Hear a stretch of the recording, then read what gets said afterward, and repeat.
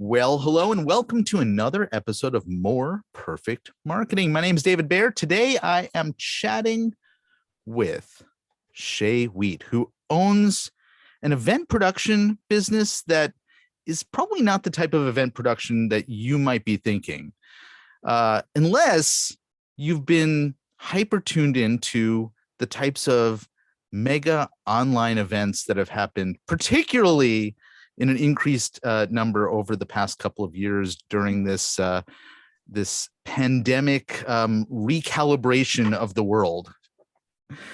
But if you're not familiar with this, let me very briefly talk about the world that we're going to reveal to you over our conversation. You know, there are probably corporate events or trade events that you've attended where you've had people speak in front of you and ultimately make an offer at the end of that presentation. Well, that's a big part of how a lot of businesses operate. And Shay's business supports individuals, companies who do this as their model. And that's what we're going to talk about, because it's a highly effective and, in some parts of our world, highly underutilized way to grow your business. So, Shay, welcome. Awesome. Thank you. Thank you. I'm excited to be here with everybody.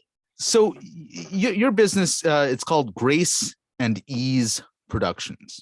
Correct. And I assume that there's something behind those two terms. So that probably is a good place to start, because having been a former stage manager in the theater and classical music world, I know that when you're putting on a show or putting on an event, things can get a little harried behind the scenes. Just a little bit, yes. So we know that events can be crazy. We know events can be a little chaotic depending on the type of event that you're supporting. There's going to be some ups and downs, and there's probably a lot of buzz and energy with it. And so what we really look to do is not only support our clients in creating a powerful and profitable event, but we want to do it with as much grace and ease as possible, knowing that there are going to be breakdowns, knowing that we're going to do everything we possibly can to mitigate that in the beginning. But the way I see events is they are their own living, breathing entity, and they kind of create a mind of their own depending on who shows up. So regardless, if I do the same event year over year, it's going to be different each and every time. But Grace and Ease Productions wants to make it as smooth as possible. That's awesome. Okay. I wonder if you can help, for those in the audience who are new to this concept, sort of a 101 when it comes to, sell from the stage or speak to sell, kind of that formula of business. Mm-hmm. Yeah. So a lot of our clients, they are using what we have like 3-day sales and enrollment events, and they are using this to scale and leverage their business. So instead of doing one-on-one sales conversations, they're looking to leverage and do one-to-many. In order to do that, the best way to do that is to be in front of a group of people via an event. And the way that we really create and make these events experiential is a certain process. So we kind of take them on a journey. It's not just a talking head virtually. It is an experience. It's like watching a movie, except for our attendees are the actual participants in that movie. So they utilize the event to really have some type of promise. And at the end of the event, whether they do business or not with our clients, they are still walking away with value. And that's the key piece with events. You probably have experienced some events in the past where it was just sell, sell, sell, sell, sell. And that's not fun for anybody. We don't do those. We are really looking at supporting our audience in transformation, as well as knowing a percentage of that audience is going to say, you know what? I can't do this on my own. I don't have the time to do this on my own. I need you to hold me accountable. So I would rather pay you to fast track me to get rid of this pain that I'm in, whether it's in life or in business. And that's what we really support our clients in doing. And I think that's no different from any other type of sales conversation that might happen, whether it's one-on-one or, as you were talking about this, I was thinking it's formulaic to a certain extent. Obviously, there's a lot more than a formula here, but I was thinking about webinars, right? That which are a variation on this theme, where there is, there's a webinar that you show up and you get taught something for the first 3 minutes, and then the next 90 minutes is being, sold to. And I've absolutely been to events like that as well. But for the best events that I've attended, whether it's been in person or online, and whether it's been a 1-day event, a 3-day event, whatever, seem to have patterns or formulas behind them as well. Am I correct in my understanding of that? Yeah, absolutely. There's over 17 different types of events that people can be utilizing to grow their business. Now, whether they are looking to grow their business and have it be, the purpose and intention of it is to be a lead gen, so you're doing a 90-minute master class, or you're doing a summit, and the whole intention is to just add people to your list, right? Obviously give them value as well, and so they can walk away, but it's really to just bring them into your world. Or the intention of it is to sell into your program. So I have clients of mine that are wanting to fill their year-long program in 3 days, and so they'll fill it, and it's 20 people that they need, or it's 100 people that they need to fill their program for the year. And then all they have to do, instead of launching and launching and launching and having conversation after conversation after conversation, they do it all in one shot, right? And then all they have to do is just focus on loving on their clients until the next year. So it's really kind of an accordion effect that you see on that systematization. Is that how you say it? I'm thinking now, systemization is what I would say. Yeah. That word. It's really kind of like an accordion effect. So if you have the right formula, instead of the 3-minute introduction, 90-minute sales, you actually want to be doing 3-minute introduction content for 50 minutes, and then a shorter amount of time of sales, right? But you can do that in a webinar, you can do that in a master class, but your CTA at the end is going to be totally different than if you're doing it in a 3-day event. So for somebody who is thinking, gosh, this event thing might actually be appropriate for my business, and I want to figure out what kind of event maybe I should do, right? So you've just presented the idea that there's multiple types of events, events that have an end goal, like just getting leads, one that has the goal of filling in, a business's pipeline for an entire year. And so I imagine that's the one that you might do on an annual basis. So what are some of the other types of things that for a first time, event host, they might want to consider? Yeah. So depending on what level of business you're in, you're going to want to be focusing on certain types of events. So you can be doing a 90-minute workshop. That's something like a masterclass I was mentioning earlier. You can do a summit, a retreat, a mastermind, a 1-day sales and enrollment event, a 3-day sales and enrollment event, seminars, podcasts. So this is actually an event. Meetups, Facebook Lives, Instagram Lives, Clubhouse rooms, like those are all different types of events, all with different intentions. If you were doing a Clubhouse room, that's a different intention than if you were doing a conference or a challenge or a hackathon, a convention or a trade show, right? Your intentions are different, and how you go about connecting with your audience is a little bit different. But all of them are great to be utilizing at different times in your business. So if you're in the lead gen phase, you're going to probably be taking a look at 90-minute workshops and summits and maybe challenges. Those challenges are a little bit more time consuming, and you've got to put some more money behind it versus like doing a 90-minute workshop, right? If you are looking to do sales and filling your program or filling your pipeline right away, you're going to want to look at a 1-day or a 3-day event where you're spending a lot more time and energy with them. You're really diving into details further, And you're kind of opening the gap of where they are to where they want to be. And the solution is what it is that you offer, right? So depending on what the intention and the event promise is, you're going to choose a different event.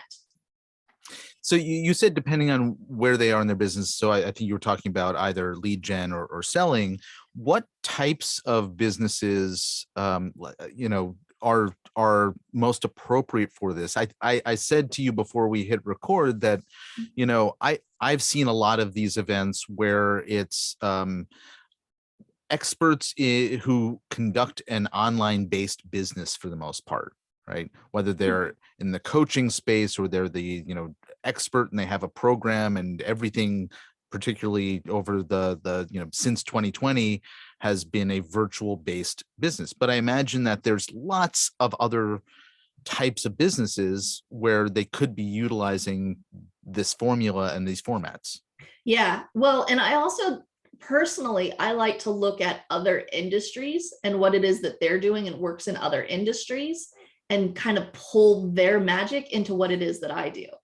So if I was, somebody that's maybe not necessarily online totally based, but I have clients that I need to have lead gen for, how could I utilize events in my business? Would it make sense to get together 5 of your joint venture partners, people that have the same ideal audience that you do, and pull them together to all mail to one of each of their audience members, or their list essentially, and put an event together that you all talk about something that would support your audience, right? Like kind of a collaborative type of event. Or you can interview them. So like I'm personally doing an event where I'm interviewing some of my clients who have all created 6 and 7 figures from their events in order for them to not only mail for me, but they're also going to be able to give a gift away. So they're going to grow their list. They're going to receive a marketing asset out of the interview. I'm going to grow my list because everybody's mailing for me. And I'm also being seen as more of an expert because I'm hosting the event. Anytime you host an event, you are automatically kind of put on a pedestal in a sense, right? Because we see everybody on the stages and it's like, they've got to be doing something right in order to be playing with these movers and shakers. So also events are ways to kind of elevate you amongst your peers. Yeah, I love that. We actually hosted a summit for that very reason in our business, where we wanted to get in front of a specific audience.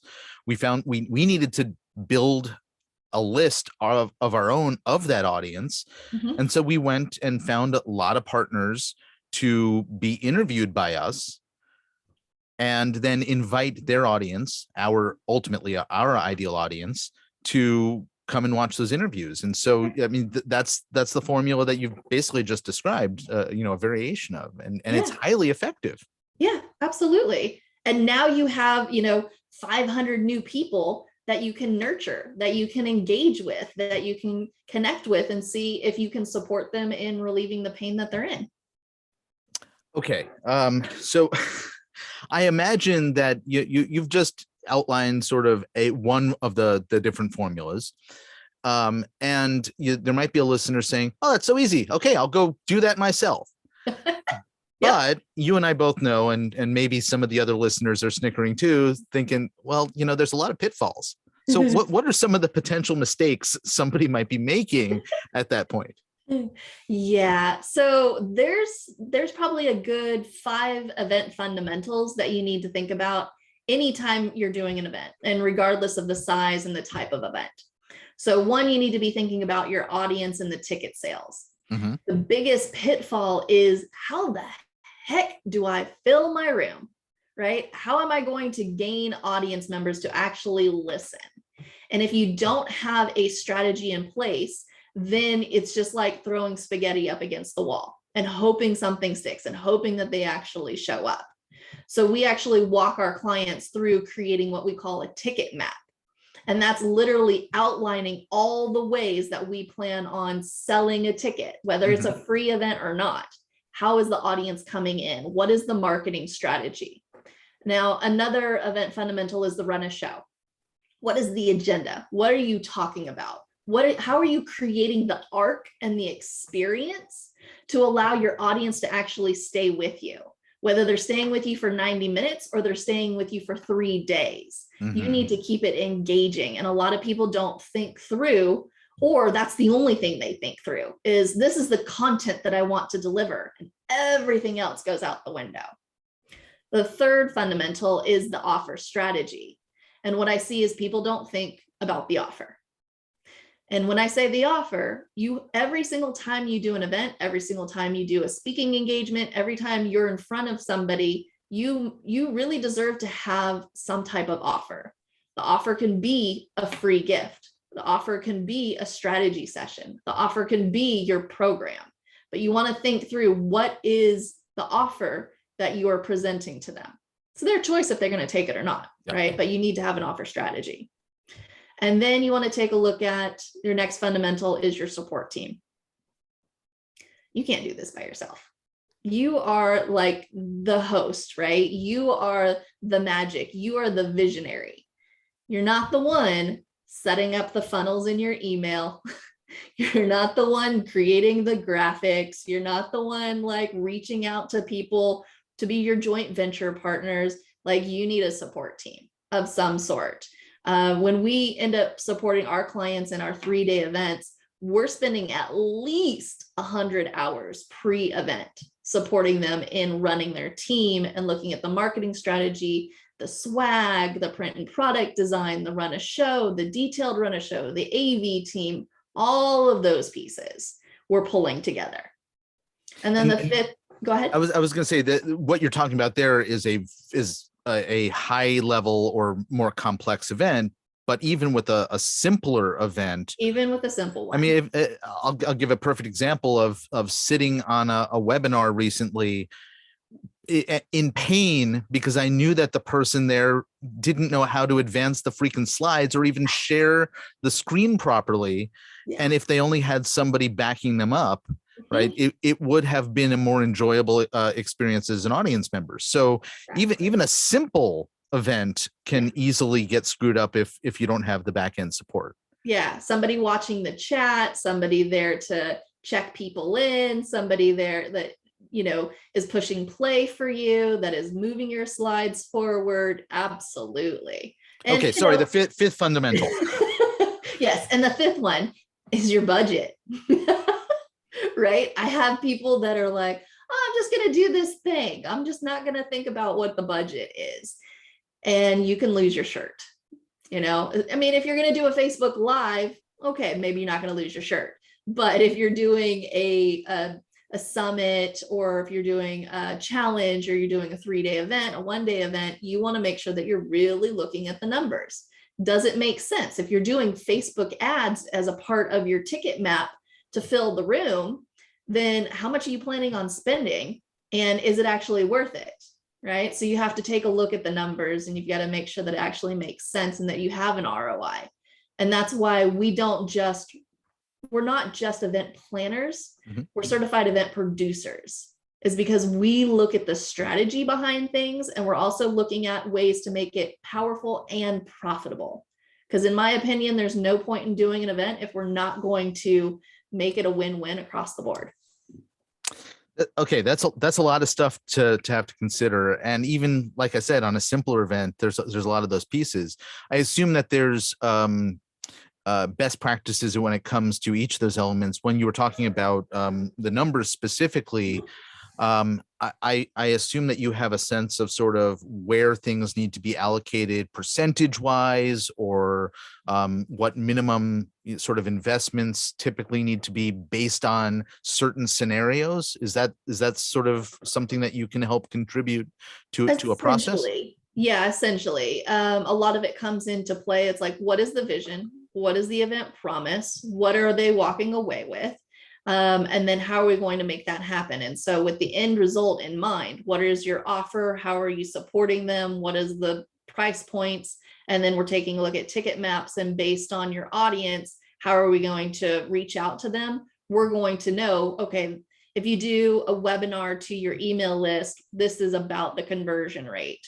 If you do a summit, this is about the conversion rate. And so we can highly estimate what things are going to be and what you should be allocating towards, your AV versus your production versus, your marketing. And it also depends on the client, right? So I've got clients that are willing to lose money up front, not make money on the ticket sales, but make money on the back end, right? On their programs.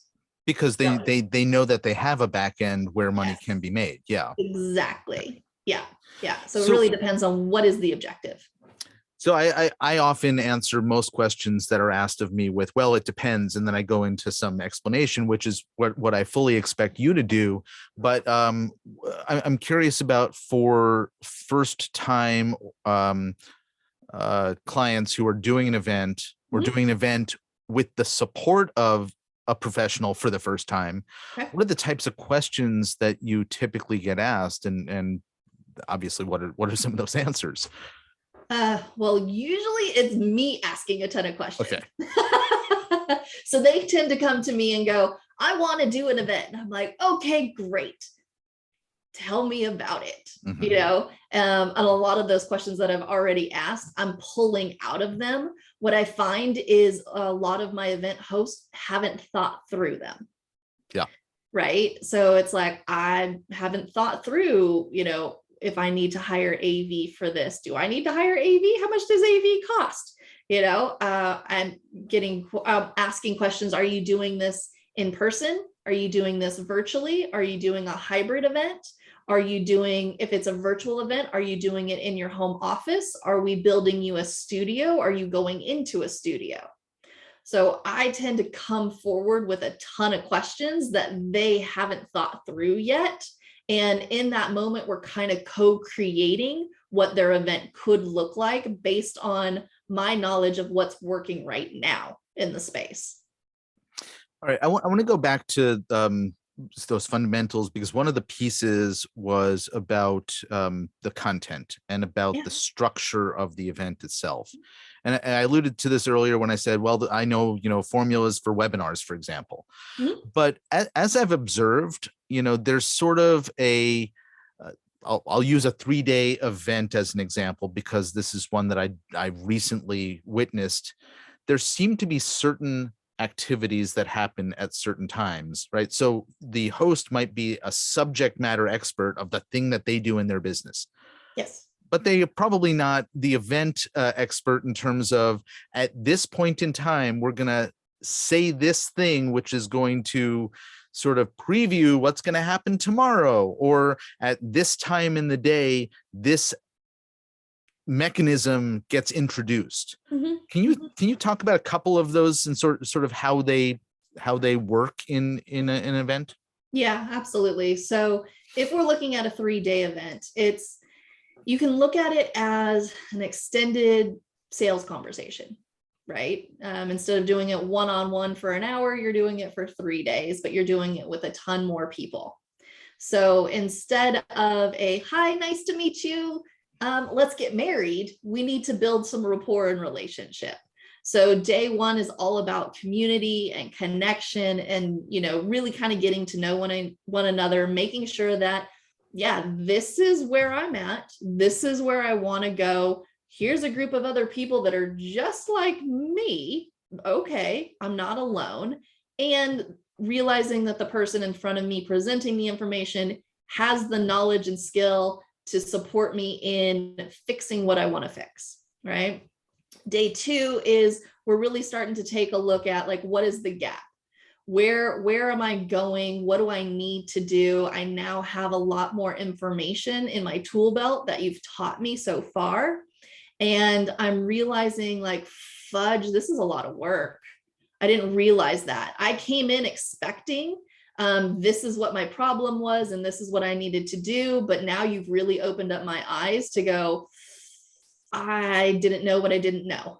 And, I can go and do it on my own if I really wanted to. And now, as we start to move through day 2, we're going to go ahead and bring in some additional testimonials and case studies. This is where you'll tend to see like a success panel start to come into play, where it's not just the event host expert saying, I'm great and amazing, and this is what I can do for you. But let me show you somebody who was in your seat just 6 months ago or a year ago, right? Like, don't take it from me. Here's other people explaining in their own words what they've done, right? So now we're to the point where it's like, and so you've seen what we can do. You've seen the process that we can take you through. You've seen other people getting results. Here's what we can do. And so you're presenting your offer. On day 3, it's kind of decision day. It's like, okay, you now have everything that you need. You can either go and try and do it on your own, or you can come with us and we can support you. Totally. So I just want to check something, because you said at the end of day 2, you present an offer, right? Mm-hmm. So at that point, somebody has spent 2 days with the host, learning all of this stuff, thinking through all the things that you've just been talking about. And then they're told, and I have something for you. And then they're sort of left to think about it over the course of the next, so many hours before they return for day 3. I assume that's intentional. Yes. And so okay. Usually you present the offer. I've had clients do it one of 2 ways. They'll either present it right before lunch on day 2, or they'll present it right before dinner on day 2. But when we tend to like to have like a Q&A session after. So if you present it, before dinner, people go away to dinner and they're thinking about it and they're like, oh, okay, come back to the Q&A, come back to hot seat. Like, let's dive into this. What's coming up for you? Handle some objections that tend to show up. And, is this a good fit? Do you need to talk to one of our coaches? Do you need to talk to somebody else more one-on-one? Here's a place that you can do that. Got it. Okay. All right. Thanks. So now on to day 3, and I'm sorry for cutting you off there. Yeah. No, please. I mean, this is a conversation, right? Yeah. Like, we want to have those questions come up, because if you have them, then your audience has them. Mm-hmm. And so please continue. On day 3 is, really where the rubber meets the road. It's like, we've been in this bubble for 2.5 days. What are you going to do when you leave here? Right? It's really kind of checking in with you and saying, can we support you? Are you ready to move forward? What does this look like? What are your action steps? If it's a really super clear no, fantastic. I'm glad it's clear. If it's an absolute yes, then fantastic. That's easy too. It's the ones that are in the middle, that are on the fence, that they're just in so much pain that you can like see it on their face. And all we want to do is like, let's just help you find the yes or the no. Like, we're not attached to the outcome. We just want to make sure that you are good with the outcome.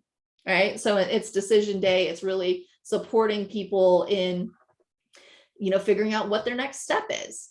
And then we support them and we celebrate them.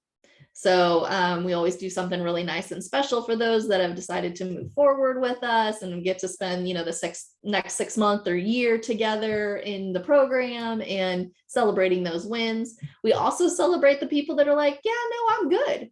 Fantastic. You made a decision. That's the biggest piece. And we celebrate that too. And then we break the bubble and everybody goes back into their lives. That's awesome. And at no point in here did I hear, and this is where the hard sell is. No. Yeah. No. We know.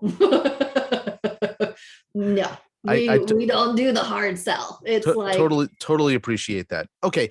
Earlier you talked about there's more than 17. I was curious what more than 17 meant, whether it's 18 or even more types of events. But you actually focus on 5 different types of events that might be a good starting point for businesses. And you have a gift for listeners, the 5 phases of events to scale your business and leverage your time. Yeah. I wonder if you can talk a little bit about that, and then we'll make sure people know where they can find it. Yeah, absolutely. So the 5 phases of event leverage is really taking a look at where you're at in your business. And depending on where you're at, you're going to be doing different types of events. So in phase one, this is the validation phase. Your goal is just to really, it's like you're super brand new, right? You do your market research, you figure out what your offer is, you find some clients, you make the offer, you get them crazy awesome results. Most people here are probably not in phase one unless they're brand new. Okay. Mm-hmm. Phase two is visibility. This is where your goal is to increase your visibility. You're going to be utilizing free platforms. You're going to be guesting on other people's stages. So this is where you're going to be on webinars. You're going to be on podcasts. You're going to be on summits. You're going to want to look at sponsoring other people's events. So actually being a speaker sponsor to somebody who has the same ideal audience you do. So they did all the work of like getting people there. You show up and do your talk, and you're essentially paying to play. You're paying the person who put the event on to speak to their audience and, you know, make a free offer, a free gift, because you're looking to get more visibility. Okay. 3 is the grow phase. This is where you're going to start doing your own stages. You're going to be hosting your own masterclasses, your own webinars, your own summits. You're going to be obtaining larger speaker sponsorships. I have a client of mine who actually earned, I think it's $250,000 by just being a speaker sponsor. Right? Yep. Like, so, and that's from free gifts as well as selling from the stage. She's done both. And when you sell from the stage, you usually only have an hour, 45 minutes. You're not selling super high ticket unless you're really, really good. She's new, you know, so she wasn't doing high ticket sales in a shorter period of time. She was nurturing them and loving on them and bringing them into her funnel, right? Phase 4 is scale. So you're to the point where, you know, you're really earning $20,000 a month. You're looking to scale from a lot of the one-on-one conversations to the one-to-many. And you're wanting to do more of like a one-day sales and enrollment event, a retreat, a workshop. And then phase 5 is leverage, where you literally are just in your genius zone and you are growing your client base and your team is handling like everything else. And this is where you're really doing your 3-day sales and enrollment events. So what we've done is our gift for your audience is laying all of this out. Kind of detailing it, kind of going, you know, flow chart, this, if this, then this, then this, then this, and this is the type of phase that you're in right now. These are the events you should be doing. So the best way to do that is if they head over to 5phases.info, and that's spelling out the word 5, F-I-V-E, phases with an S.info/David. They can go ahead and pick up that free gift and see what phase they are in so that they can start utilizing events to scale and leverage their business. That's awesome. Well, I'm going to be getting a copy of that myself, and I encourage anybody who's curious about events to grab a copy of it. We'll certainly leave that link in the show notes as well. And by the way, in case it was lost on you, a little meta thing you just described, right? This is you being on somebody else's stage. Yep. And giving a free gift, yep. Which is exactly what you talked about in one of those phases, which is absolutely. Yeah, so, a little train the trainer opportunity right there. You got it. Exactly. Well, and it's like I'm preaching what I'm teaching, right? Totally. So, and I'm experiencing it myself. Excellent. Well, Shay, we thank you so very much for going through the fundamentals of event production and helping our audience potentially avoid overwhelm. And not doing it alone. And this has been a really great conversation. Awesome. Thank you so much. I much appreciate it. Indeed.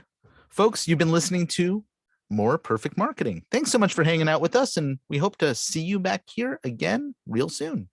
Take care.